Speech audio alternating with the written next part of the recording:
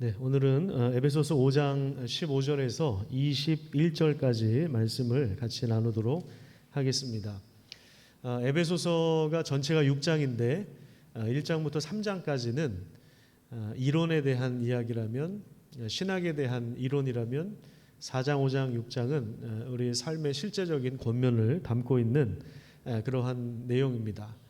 그래서 창세전부터 그리스도 안에서 하나님께서 예정하신 그 놀라운 은혜, 그리스도의 그 구속의 은혜를 통해서 우리는 하나님의 자녀가 되었고, 또 하나님께서 하늘과 땅을 그리스도 안에서 이제 통일하시고자 하는 그런 놀라운 계획들을 우리 성도인 교회를 통해서 이 땅에 이루어 가시며, 또 만물을 그리스도 안에서 하나님의 임재와 영광으로 충만하게 하시는 그런 놀라운 그 신학적인 전망과 비전이 우리 교회에게 주어져 있습니다. 그래서 우리는 옛사람을 벗어버리고 새 사람을 입은 사람들이고, 또 우리는 빛의 자녀들입니다. 그래서 빛의 자녀처럼 행하는 것이 중요한데, 우리의 삶과 또 우리의 증거를 통해서 우리 주변에 그 어둠에 속했던 그 일들이 드러나고, 어둠 가운데 있었던 자들이 다시 빛으로 나오는 그러한 빛과 소금의 역할을 감당하는 귀한 삶을 살도록 하나님께서 우리를 그리스도 안에서 부르셨습니다. 우리가 이 일들을 조금 더 잘 감당하기 위해서 오늘은 성령 충만한 것에 대하여, 그리고 지혜로운 삶에 대해서 우리가 함께 공부하려고 하는데요. 우리가 요즘에 잠언을 통해서 계속해서 나누고 있는 이 주제가 바로 지혜에 관한 것입니다. 창조주 하나님과 함께 있었던, 그 이전부터 있었던 그 지혜의 말씀이 오늘 우리에게 하나님을 경외하는 신앙을 줍니다. 그래서 우리가 하나님을 경외하는 그 지혜로운 삶을 살아가는 것이 굉장히 중요한데, 오늘 본문에도 지혜로운 삶에 대해서 권면을 하고 있어요. 15절부터 16절 그리고 17절까지 우리 같이 한번 읽도록 하겠습니다. 에베소서 5장 15절, 16절, 17절 말씀 우리 같이 읽어볼게요. 시작. 그런즉 너희가 어떻게 행할지를 자세히 주의하여 지혜 없는 자 같이 하지 말고 오직 지혜 있는 자 같이 하여 세월을 아끼라. 때가 악하니라. 그러므로 어리석은 자가 되지 말고 오직 주의 뜻이 무엇인가 이해하라. 자, 지혜로운 삶을 우리 세 가지로 좀 구성해 볼 수 있을 텐데요. 우리 교환에 나와 있는 것처럼 첫 번째는 주의 깊게 살피는 삶이라고 할 수 있습니다. 주의 깊게 무엇을 살피느냐? 그것은 바로 하나님의 뜻과 계획에 대한 깊은 통찰입니다. 예수님의 경우에 요한복음 4장 그리고 17장에 보면 나의 양식이라고 하는 그러한 표현이 나와요. 나의 양식. 그래서 예수님이 가진 그 양식은 무엇인가 하면 하늘 아버지의 뜻을 행하고 하나님 아버지의 일을 완성하는 것. 그러니까 예수님은 이 땅에 내가 하고 싶은 일을 위해서 온 것이 아니라 하나님이 보내신 그 일들을 완성하기 위해서 오셨다. 그것을 예수님께서 말씀하십니다. 우리 한번 잠깐 찾아볼까요? 요한복음 4장을 한번 보세요. 요한복음 4장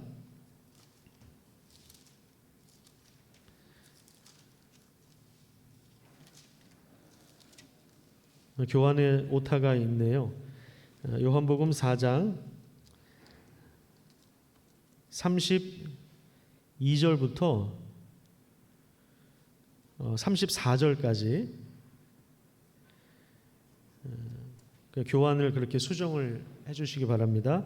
요한복음 4장 32절부터 34절까지 보면 이르시되 내게는 너희가 알지 못하는 먹을 양식이 있느니라. 제자들이 서로 말하되 누가 잡수실 것을 갖다 드렸는가 하니 예수께서 이르시되 나의 양식은 나를 보내신 이의 뜻을 행하며 그의 일을 온전히 이루는 이것이다. 이제 예수님께서 이렇게 말씀하셨어요.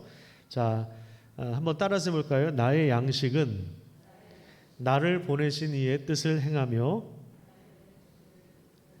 그의 일을 온전히 이루는 이것이니라. 잃어버린 영혼을 찾아서 구원하러 오시는 것, 그것이 바로 하나님의 일이죠. 하나님의 뜻을 행하는 것인데 이것이 나의 양식이다. 예수님께서 이렇게 말씀을 하셨고요. 그 다음에 17장 4절을 한번 보겠습니다. 17장. 요한복음 17장은 너무나 유명한 예수님의 육성 기도죠. 예수님이 너희들은 기도를 이렇게 해라 가르쳐 주신 주기도문도 있고 여러 방면에서 성경은 이제 기도에 대해서 가르치고 있는데 예수님의 그 육성 기도가 집중적으로 나온 부분이 이제 요한복음 17장입니다. 4절에 보시면 아버지께서 내게 하라고 주신 일, 하나님께서 예수님에게 맡겨주신 그 일을 내가 이루어서 아버지를 이 세상에서 영화롭게 하였습니다. 예수님께서 이제 이렇게 고백을 하시죠. 그러니까 예수님은 자신이 하고 싶은 일을 하기 위해서 이 땅에 오신 것이 아니라 아버지 하나님께서 맡겨주신 일, 물론 그 일을 하기 싫은데 억지로 와서 하신 건 아니에요. 아버지의 소원이 자기의 소원이고 이것이 이제 삼위일체 하나님의 영광이겠죠. 예수님은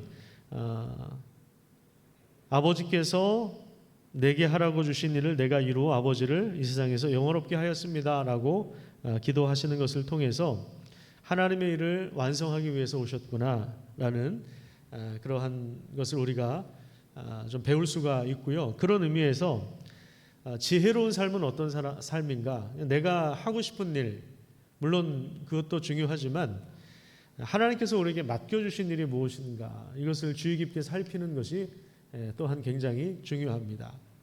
신앙이 깊어진다는 것은 어떤 의미에서 보면 하나님께서 우리에게 맡겨주신 일을 내가 즐거워하는 것이겠죠. 하나님의 뜻과 계획에 대한 깊은 통찰, 여기서부터 이제 지혜로운 삶이 출발하는 것입니다. 예를 들면 우리 성경 공부에 참여하시는 분들도 하나님의 뜻을 사실은 잘 살피는 거죠. 하나님의 계획을 살피기 위해서 이 시간에 성경을 공부하는 것이죠. 그리고 또 새벽 기도가 있습니다. 새벽에 깨어서 우리가 말씀을 묵상하고 그리고 기도하는 것. 그 시간에 우리는 하나님의 뜻과 계획에 대한 통찰을 할 수가 있습니다. 하나님, 이 본문을 우리가 오늘 묵상합니다. 이 본문 말씀을 통해서 우리에게 말씀해 주시고 하나님의 뜻을 깨닫게 해 주십시오. 우리가 이렇게 기도해야 되고요. 그리고 기도하는 자리에서 또 말씀을 묵상하는 자리에서 우리는 우리 자신의 삶을 돌아보면서 우리가 하나님께서 맡겨주신 일들을 감당하고 있는가, 내 인생의 방향은 어디로 가고 있는가, 이런 부분들을 사실은 점검하는 것입니다. 자, 또한 이것을 위해서는 우리가 세월을 아껴야 합니다. 두 번째 보시면 세월을 아끼라 이렇게 나와 있는데 여기 아끼다라고 하는 이 단어가 참 우리말로 다시 번역을 하면 재밌습니다. 구속하다, 되사다, 사다, 구해내다 이런 의미가 있습니다. 시간을 구속하는 거예요. 그러니까 세월을 아끼라 이 말은 시간을 아껴라 이런 말인데 세상에서도 하나님을 모르는 사람들도 부지런히 살아라, 시간을 잘 활용해라, 시간을 아껴 써라 이런 얘기들은 다 하죠. 여기 성경에서도 지혜로운 삶이 어떤 삶인가, 하나님의 뜻을 분별하고 성찰하는 것에서부터 출발하여서 그 하나님의 뜻을 안다면 우리는 세월을 아끼는 삶을 살아갈 수밖에 없습니다. 여기서 세월을 아낀다라고 하는 이 말이 시간을 구속한다 이런 말이에요. 시간을 산다. 시간을 허비하지 않고 올바른 자세로 시간을 균형 있게 사용하는 것, 이것이 굉장히 중요합니다. 여기서 시간이라고 하는 것은 지나가는 모든 기회를 말하는 거예요. 지나가는 모든 기회. 지금도 시간이 1초, 1초, 1초 이제 흐르고 있죠. 지나가고 있는 것입니다. 지나가고 있어요. 우리가 사실 시간을 아까워하는 사람이 이렇게 많지 않습니다. 여러분 만약에 기름을 가득 담은 그 차가, 유조차가 쭉 가면서, 아니면 유조선이 쭉 가면서 기름을 계속해서 길에 줄줄줄줄 계속 기름을 유출한다고 생각해 보세요. 기름이 땅에 막 흘러 넘친다고 생각해 보세요. 물탱크를 싣고 가는 차가 그 물탱크에서 물이 계속해서 한 방울씩 한 번씩 뚝뚝뚝뚝 떨어져 나간다고 한번 생각해 보세요. 얼마나 아깝습니까? 그죠? 그런 것처럼 시간도 계속해서 흐르고 있거든요. 사실은 굉장히 아까운 시간입니다. 그 지나가는 시간, 지나가는 이 모든 기회를 우리가 선용하는 거죠. 허비하지 않고 우리가 올바른 자세로 균형 있게 사용하는 것, 이것이 바로 지혜로운 삶이다. 성경은 이렇게 말씀하고 있습니다. 사실 모든 사람들에게 시간은 동일합니다. 하루 24시간 똑같이 주어져 있습니다. 그 시간 동안에 우리가 지혜롭게 살아가는 것, 이것이 바로 성령 충만한 삶이기도 하고 하나님 앞에서 올바른 우리 그리스도인들의 모습입니다. 새 사람을 입은 사람답게 살아가는 것, 이것은 우리가 세월을 아끼는 것입니다.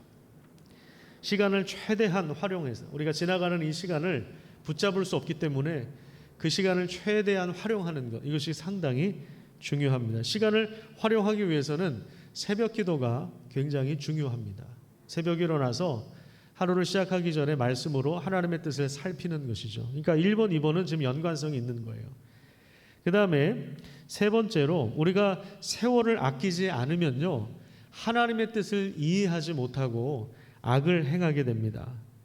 에베소서 4장 17절에서 19절 우리가 지난번에 배웠는데요. 더러운 것을 욕심으로 행하는 사람들이 어떤 사람들이냐면 이방인들이죠.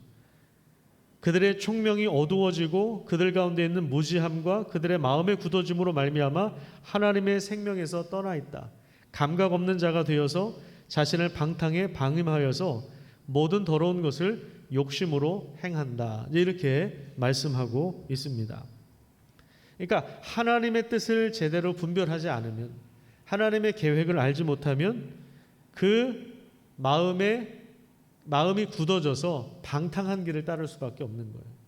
하나님에 대해서 무지하고 그리고 하나님의 계획에 대해서 무지하면 더러운 것을 욕심으로 행할 수밖에 없는 것입니다.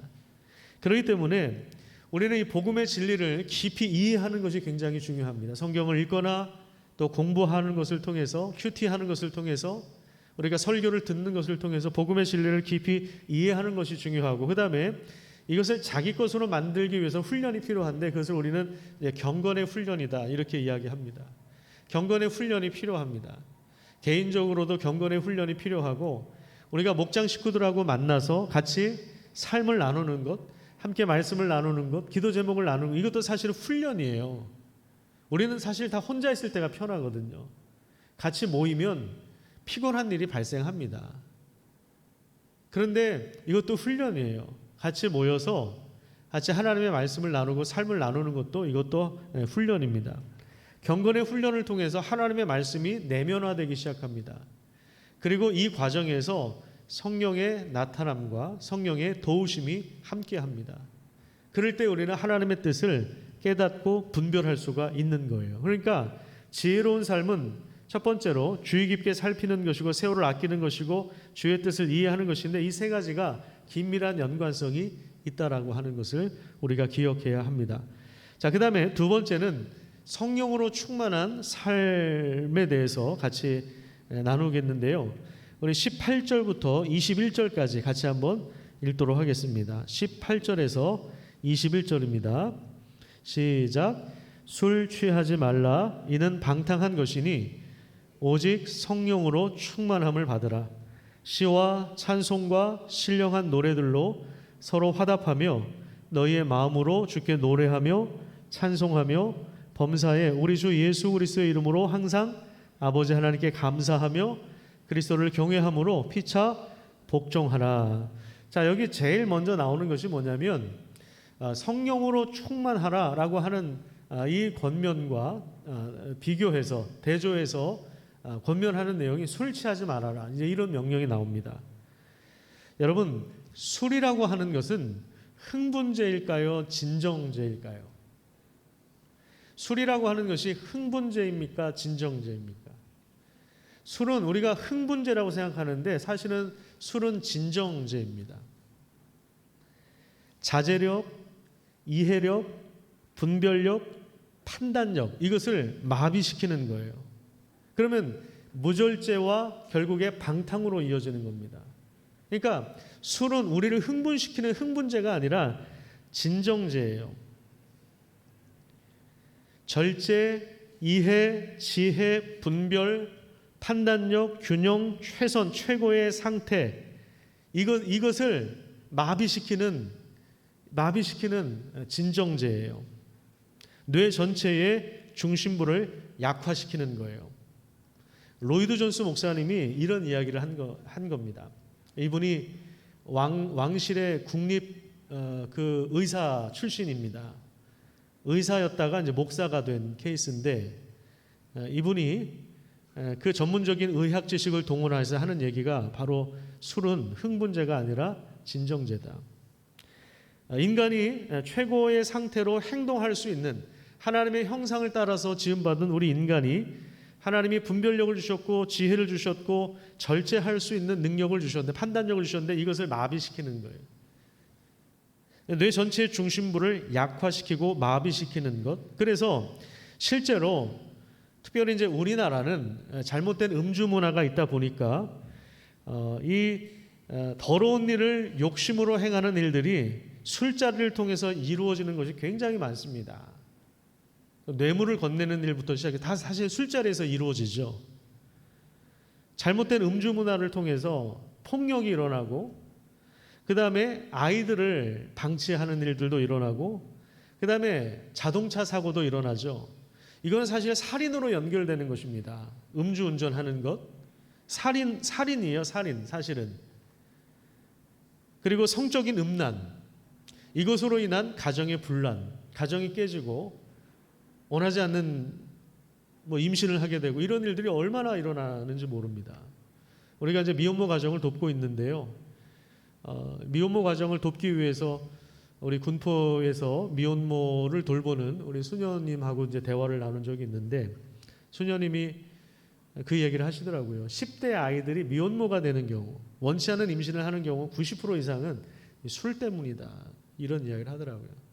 그 돌봄, 자기 집에 오는 그 한 10명 정도 되는 아이들을 돌보는 분인데, 입소하는 그 자매들한테 항상 물어본대요. 어떻게 이렇게 됐냐.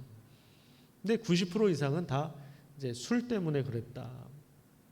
자기도 그 일을 후회한다, 이런 얘기를 많이 한다고 합니다. 어쨌든 이 잘못된 음주 문화로 인해서 여러 가지 일들이, 사실은 우리 삶을 망가뜨리는 일들이 실제로 존재하고 있는 것입니다. 이것은 자제력, 이해력, 분별력, 판단력을 마비시키기 때문에 일어나는 현상입니다.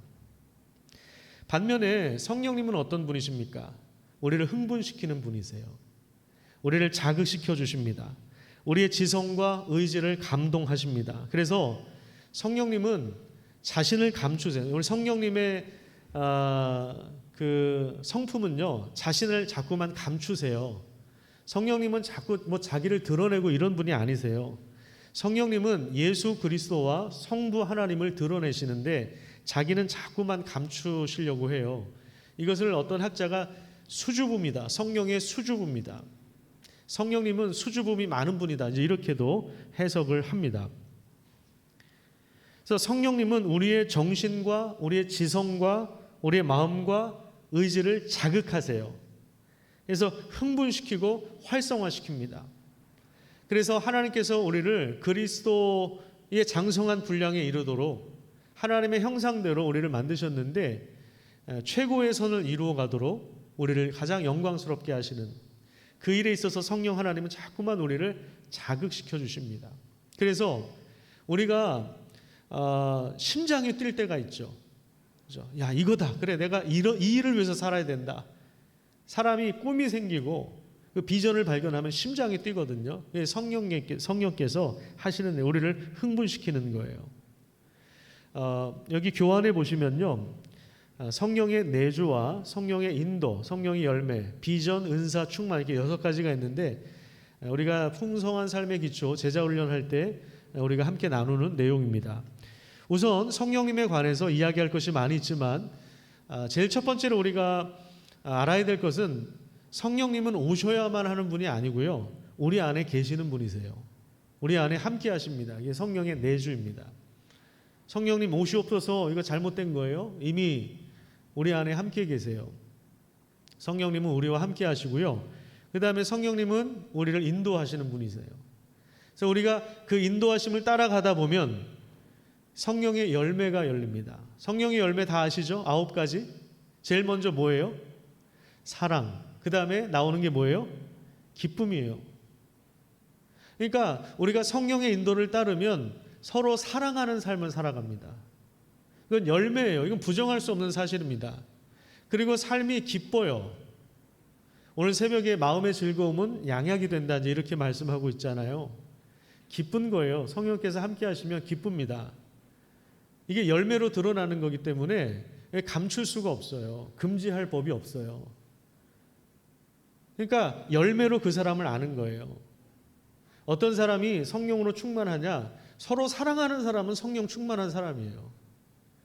기쁨 가운데 살아가는 사람은 성령 충만한 사람이에요. 오래 참고, 그죠? 절제하고, 착한 일을 하고, 선한 일을 하고, 이런 사람들이 성령의 열매를 맺는, 성령의 인도를 따르는 사람들이에요.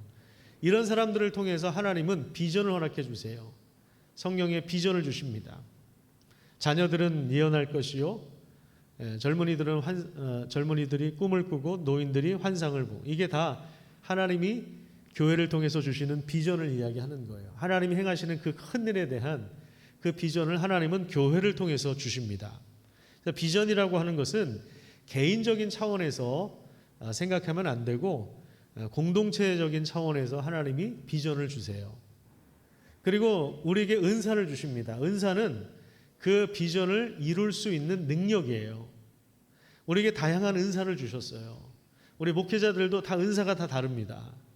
그래서 우리 목회자들이 연합하면, 협력하면 그 은사가 아름답게 교회에 드러납니다. 우리 권사님들도 마찬가지고요. 우리 집사님들도 마찬가지입니다. 하나님께서 우리에게 다양한 은사를 주셨어요. 다 똑같지 않아요. 그 은사를 우리가 연합하기 시작하면, 다양성을 존중하고 그 은사를 활용하면 하나님의 공동체를 통해서 놀라운 그 비전, 우리에게 보여주신 그 비전을 실제로 이루어 가십니다. 그래서 이 일들을 주목하고 우리가 이 일들에 힘써서 살아갈 때 그게 바로 성령의 충만이에요. 성령의 충만. 성령의 충만은 하나님과 함께 하는 거죠. 하나님으로 가득해지는 것이죠. 하나님으로 가득해지는 거예요. 이렇게 부부가 이렇게 손을 잡고 우정을 나누면서 깊은 대화를 하면서 걸어가는 그 길, 마치 그런 것처럼 성령 하나님은 우리를 그렇게 인도하세요. 인도하세요. 자, 그 다음에 세 번째는 성령 충만의 결과입니다. 4가지가 나와 있는데요. 성령 충만의 결과, 첫 번째는요, 시와 찬미와 신령한 노래로 서로 화답합니다. 자, 초대 교회에서는 초대 교회에서 부르는 이 신령한 노래, 우리가 이제 지금 직접 어떤 가사의 곡인지 어떤 멜로디인지 우리가 잘 모르는데요. 이 노래는 하나님과 그리스도를 찬양하는 내용과 그리고 서로를 가르치고 권면하는, 그리고 신앙 고백적인 이런 성격을 가지고 있었습니다. 오늘날 우리가 부르는 찬양도 마찬가지인데요. 이것은 수평적인 차원에서 성도들이 함께 신앙을 고백하고 그리고 서로를 격려하는, 서로 가르치는 이런 찬양이라고 보시면 됩니다. 시와 찬미와 신령한 노래로 서로 화답하는 이 노래를 통해서 함께 배우는, 함께 세워가는 이것이 바로 성령 충만입니다. 그 다음에 두 번째는 마음으로 주께 노래하고 찬송하는 거예요. 하나님께 드리는 거예요. 이거는 수직적인 차원입니다. 하나님께 드리는 찬양을 말하는 거예요. 예배를 말하는 것이죠. 자, 그 다음에 세 번째는 감사입니다. 어떤 상황이 되든 어떤 이유가 있든 감사를 고백하는 사람이 성령으로 충만한 사람입니다. 이거의 반대가 무엇이겠습니까? 불평하는 것이고 악평하는 것입니다. 이건 뭐냐면 하나님이 하시는 일들을 보지 못하는 거예요. 예, 오늘 잠언에 보면 마음이 굽은 자는 복을 받지 못한다. 한번 따라서 볼까요? 마음이 굽은 자는 복을 받지 못한다. 그러니까 뭔가 꼬여 있는 거죠. 이게 굉장히 무서운 거예요. 난 원래 이런 사람이야. 고치려고 하지 않고 난 원래 이래. 어쩔 수 없어. 마음이 굳어 있어서 어떤 현상을 볼 때 굉장히 비꼬아서 봐요. 굉장히 비틀어서 봐요. 그냥 있는 그대로 보면 되는데 굉장히 이걸 비틀어서 보면 이게 마음이 굳어 있는 거예요. 마음이 굳어 있는 사람들이 불평하고 악평합니다. 12명의 정탐꾼이 같은 것을 보고 왔거든요. 다른 지역을 갔다 온 게 아니잖아요. 같은 걸 보고 왔어요. 그런데 여호수아와 갈렙은 하나님이 약속하신 땅이니까 가자, 취하자 이렇게 이야기하는데 10명은 악평했다고 이야기합니다. 불평합니다. 원망합니다. 그러니까 백성들이 거기에 동조하는 거예요. 마음이 굳어 있는 거죠. 굽어진 마음이죠. 이건 뭐냐면 하나님이 하시는 일을 보지 못하는 거예요. 근데 우리가 무엇인가 감사한다? 이건 뭐냐면 그 내면에 하나님이 하시는 일들을 보고 있는 거예요. 당장에 지금 결과가 좋지는 않지만 하나님이 하실 일들을 우리가 기대하는 거예요. 그러니까 거기 안에 그 안에 감사가 있는 거죠. 그 다음에 네 번째 정말 중요한 것인데요. 상호 복종입니다. 21절에 보시면 그리스도를 경외함으로 피차 복종하라. 이게 성령 충만한 사람의 실제적인 모습이에요. 서로 복종하는 거예요. 왜냐하면 그리스도가 계시기 때문에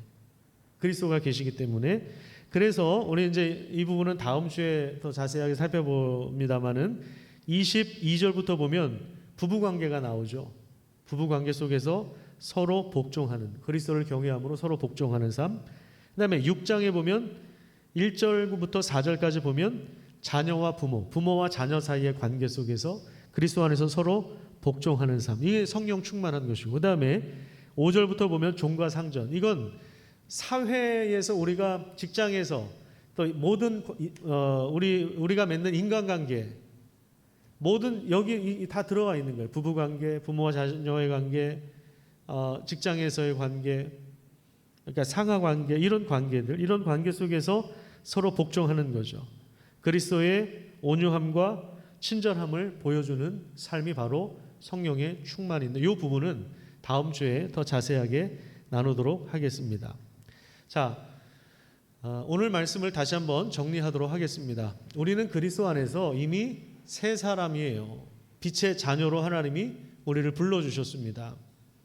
그리스도 안에서 하늘과 땅을 하나님께서 통일시켜 가고 있는 일에 우리 교회를 사용하십니다. 우리 인생을 사용하십니다. 그렇기 때문에 우리는 지혜로운 삶을 살아야 되는데 지혜로운 삶이 어떤 삶이에요? 하나님의 뜻을 분별하고 시간을 아끼는 거예요. 모든 지나가는 이 기회를 우리가 잘 활용하는 거예요. 균형 있게 시간 사용을 잘 하는 것입니다. 우리 가족들과의 시간, 이것도 중요하죠. 우리 일터에서의 시간, 우리 어려움 당하는 이웃들을 돌보는 시간 잘 배분해서 우리가 균형 있게 우리가 이 시간을 사용하지 않으면 이 시간은 안타깝게도 막 흘러갑니다. 지나가는 시간을 붙잡을 수 없고 우리가 저장해 둘 수 없기 때문에 시간을 구속하는 일이 필요합니다. 시간을 구속해서 건져내는 일들이 우리 인생 가운데 굉장히 중요한 일입니다.